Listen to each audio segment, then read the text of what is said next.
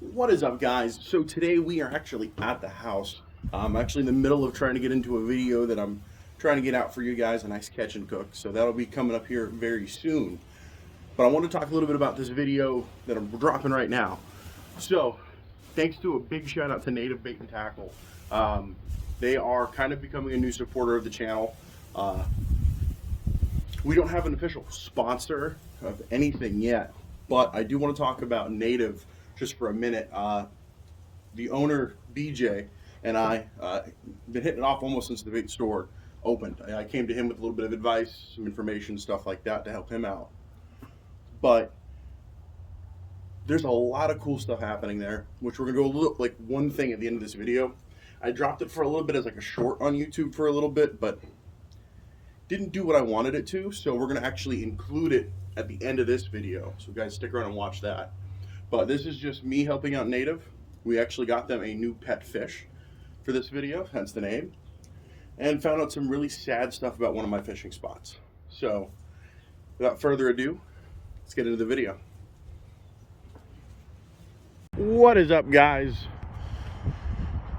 Yeah, no, one of the go-to spots looks a little different now. It's been absolutely destroyed. So we're here filming today's video. See if we can catch anything. So today, guys, we're using the Fenwick HMX. Normally I'm an HMG guy throwing around my saltwater gear, but they do make a freshwater rod. It's actually a super comfortable ultra lightweight rod. And by ultra lightweight, I mean it doesn't weigh anything. So it's very light, easy to hold.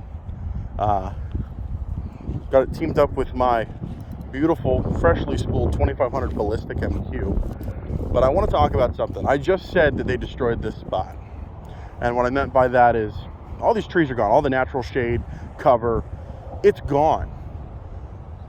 But I'm going to go out on a limb and say something. And it's something that I've talked about briefly in videos and other stuff like that. But I really think they just sprayed this canal chain. Now, if y'all have watched the videos, I fish this spot religiously. All the vegetation's gone. The stuff that holds the fish, the stuff that the fish hide in. People, as you can see, we have a lot of new construction here. People don't like the vegetation. For some reason, lily pads are ugly. So, they get rid of them, which sucks, because it holds fish, their structure. Now, thankfully, there's down trees here from the hurricane still, branches, the whole 9 yards, but the vegetation's gone. And it's a typical sign of spraying in freshwater canals, which is horrible. And when I tell you it is horrible for the environment.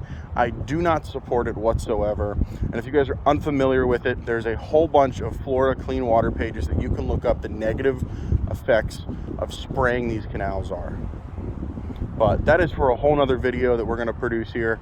And let's just fish and hope they are still here. Where are all my peacocks at? I just saw a bunch of them a second ago, and now they're all hiding.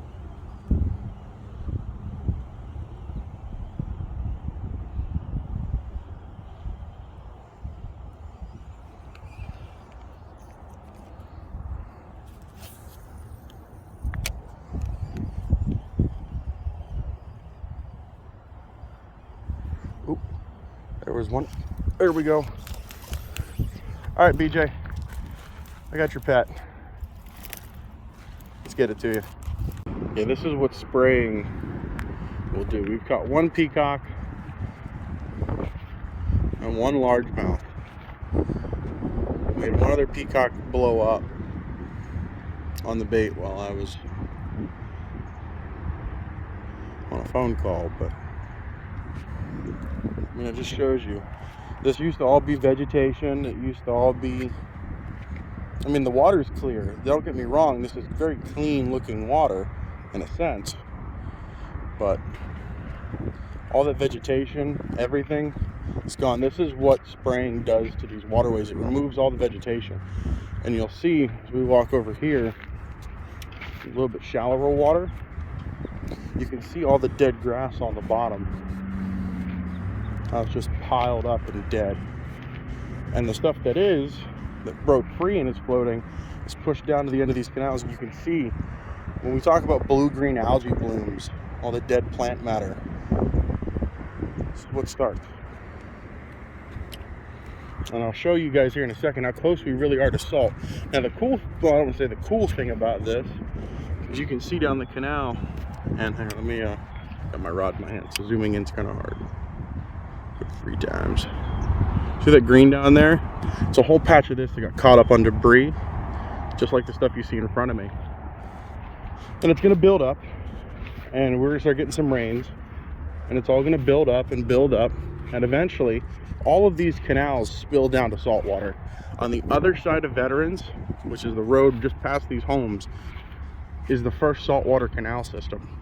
So we follow this out to the end over there, and to the right, it spilled down to salt. And this is the kind of stuff that feeds into our estuaries and helps the red tide bloom. Red tide's naturally occurring, blue-green algae is naturally occurring. What's the one thing that isn't naturally occurring? The spray. And the spray is what's doing this. And Cape Coral and other areas along the water, sorry, that's fire at me, crap. And other places along the water are banning fertilizer during certain times of year, during rainy season, to help with little things, but they're still spraying. It sucks.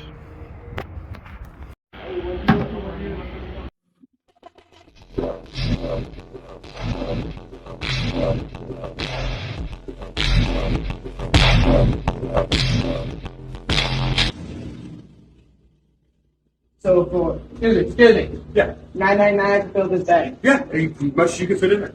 Like the whole bag. Yeah, just pick some baits out, put them in there. It's $9.99. How much is it? $9.99. And this whole bag, like every square, like. You could just fill the bag. So I could either do that. That would be $9.99. Oh yeah. Or I could like. You could just fucking take them all Like that? for $9.99. It is $9.99. So this is $9.99 right here. Yeah, $9.99. All right. So I also want to talk to you guys about one other thing.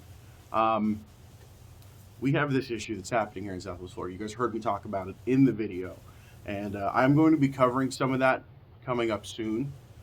But the biggest thing I want to just talk about is explain a little bit more on spraying. And spraying in the state of Florida is the way that they keep vegetation amounts down. I know I talked about that a little bit, but I'm just going to sum it up really simple, the whole 9 yards. What happens is these canals, we don't have very many natural predators. Let's compare it to a lot like up north with deer season. Up north, there's not nearly as many predators as there used to be. So there's no way to population control and stuff like that. So they send the hunters out with, this is your set quota for the year, and go out, hunt these deer, blah, blah, blah. It's simple terms. It's not exact, but it's simple terms. So the same thing here. We don't have anything that controls the grass population in our canal chain. So the grass grows and grows and grows, and the lily pads grow and grow and grow, which is great for fishermen like me because it gives the bass, the peacocks, the bluegill, the bait, everywhere everywhere they have somewhere to hide, because these canals are all man-made and dug. So there's not much rock structure. There's not much tree structure unless one of these trees that used to be here are there. Now since Hurricane Ian, they've actually gone around knocking down tons and tons of tree sites that, provided shade, provided structure, root balls, the whole 9 yards for fish in these canals. And now we're eliminating that, and now they're spraying the canals more and more. So what this does is it kills the vegetation. And because it only really flows, these canals drain one way. They drain out to the Matlacha, Pine Island Sound area. And what happens is these plant matter, all this stuff decaying, builds up these proteins, blah, blah, blah.